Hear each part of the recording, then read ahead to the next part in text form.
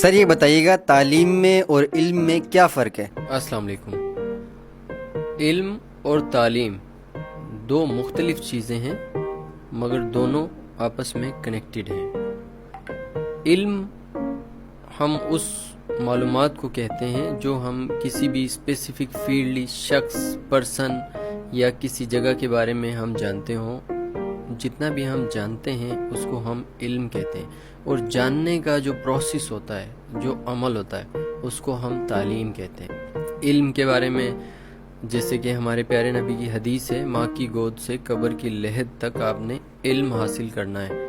تو جو حاصل کرنے کا عمل ہے اس کو ہم تعلیم کہتے ہیں۔ اکارڈنگ ٹو ویکیپیڈیا، ایجوکیشن کی جو ڈیفینیشن ہے، education is a process of learning knowledge. تعلیم جو ہے علم سیکھنے کا نام ہے۔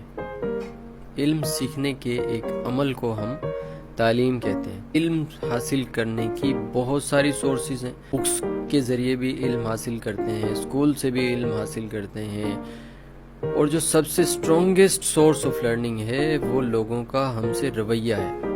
جو humans behaviour is the strongest source of learning knowledge.